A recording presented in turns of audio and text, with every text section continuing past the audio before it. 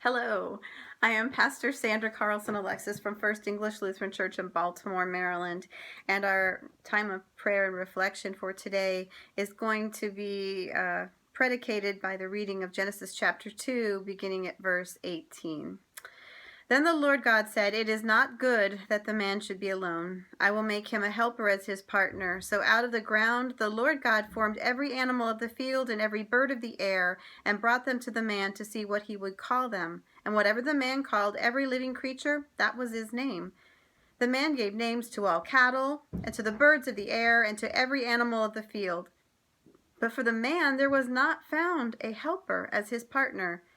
So the Lord God caused a deep sleep to fall upon the man, and he slept. Then he took one of his ribs and closed up its place with flesh. And the rib that the Lord God had taken from the man he made into a woman, and brought her to that man. Then the man said, "This at last is bone of my bones and flesh of my flesh. This one shall be called woman, for out of man this one was taken. Therefore a man leaves his father and his mother and clings to his wife, and they become one flesh.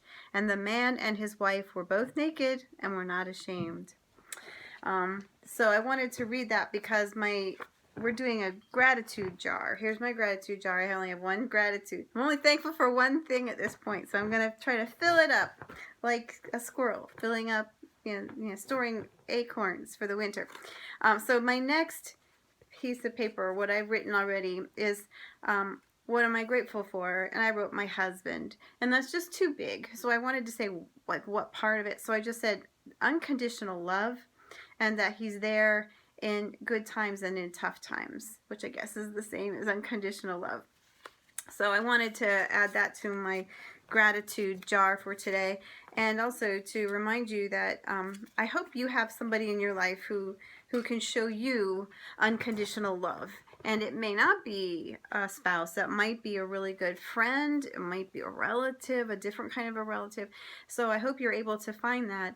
And no matter what, I think especially during these times of a pandemic, some of us are kind of getting on each other's nerves. I mean, I love you, but you're driving me crazy. Does that sound familiar? So I feel that way about everybody in my family. I feel that way about me, and it's just such a tough time right now. So I just wanted to remind you that even if you are going through some difficult times with some people, because everybody has some level of stress right now, more stress.